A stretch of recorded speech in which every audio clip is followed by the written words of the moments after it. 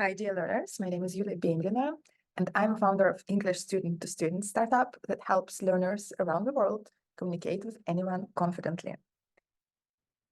My startup focuses not only on the grammatical and vocabulary structures of the English language, but on building communication skills. Today, I want to tell you my personal story about living in Asia. Originally, I'm from Russia, from its western part, so I subscribe more towards Western habits and values. So for me, it was quite of a culture shock to move to Asia. I've been here for a year already, specifically in Bali in Indonesia, and I love it. I really do. At the same time, there are certain things that I had to learn to deal with and understand correctly before I started feeling comfortable in this place. And one of them is interpreting yes and no answers. Today, I want to give you examples of what I mean, how to understand if an Asian yes is a real yes, and how to make sure you really get what you expect when you hear a yes. Here's what I'm talking about. Say you come to a restaurant, you're just a tourist, you come to a restaurant and you ask if you can pay by card, and you hear yes. It doesn't have to be true.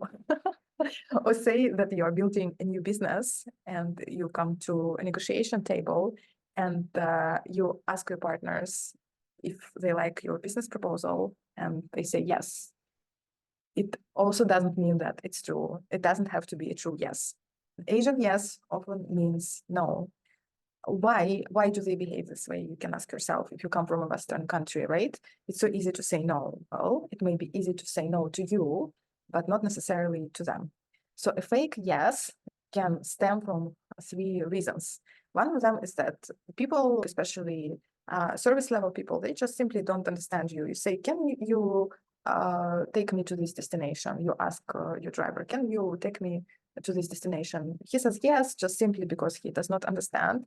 And he doesn't want to tell you that he doesn't understand because it's too much trouble, right? And he will have to open a dictionary and get into a long, complicated conversation with you. It's just easier to say yes when you don't understand.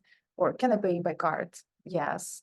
They just hear the word pay, they understand that you want to pay, and that's enough for them. They say yes without understanding you fully. So the second reason why they say yes when they mean no is that they are just afraid to have a confrontation with you. And it can concern both service level people and other communicative situations as well, like when you have negotiations, for example. People don't want you to get angry. They don't want to ruin relationships. They want you to like them. So they say yes to avoid embarrassment, to avoid direct confrontation, to avoid direct disagreement. But it doesn't mean that they will actually act upon the yes, unfortunately. And then the third reason why they say yes when they mean no is that simply they like the other way around. They don't like you and they want to finish the conversation as soon as possible. And they want you to get away and never see you again. And it's the fastest way just to say yes, yes, yes. Go. Bye-bye. So if you really want to be sure that you get what you want in Asia, you have to distinguish true yeses from fake yeses. How do you do that? Well, if it's a true yes, it usually comes up with enthusiasm and with a confident outlook. People may also ask you follow-up questions. For example, if you ask a driver, can you take me there? He says yes, and he may ask you back, do you want to go there now? Or like, do you know that it's far away? Is it okay for you? And you really see that he or she is engaged in a conversation with you. If yes is followed by follow-up questions, it's usually a genuine yes. If a yes comes with nothing more, just simple yes, and the person looks somewhat withdrawn, somewhat distant, well, it may mean that there's a high chance it's a fake yes.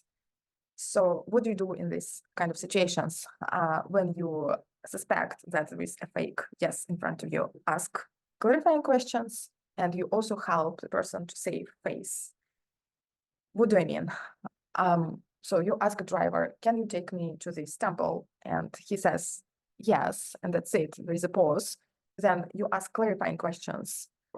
They may come in different forms and ways. You may show this location on the map. You ask again, is it okay for you to go here? When can we go there? how much will it cost? Have you been there before, etc., etc., etc. So you don't just settle. If you see that there is a yes and it looks somewhat distant and there is no further dialogue, you drive further dialogue to make sure that it's really a yes. And then the second thing, you help the person to save face. You remember that one of the reasons why they say yes is that they are afraid to have a direct confrontation with you. So if you help the person to say no, say like, okay, if it's no, it's okay for me, just let me know that it's a no. For example, can I pay with card? Okay, like it's okay if not, but just to tell me. So you encourage the person actively to say no and say that it's acceptable for you to hear no and you won't get angry. Then again, you can get to the bottom of things, you can hear the truth, and you can make sure that your yes, the yes you hear is a true one. So please tell me if you have had the situations when you heard yes, but actually it was a no, and how did you deal with the situation, and what was the result? Like, did you get into a big problem because you misinterpreted yes and no? Was it okay? Please share your stories. I'm very curious to hear. And I want to remind you that in my English language learning startup, every week you get to meet a new person from a new cultural environment, and you get to learn the ways that help you to build effective intercultural communication and avoid this kind of problems in the future. You can try it for free by booking a demo, clicking on the link in the description. Have a great day.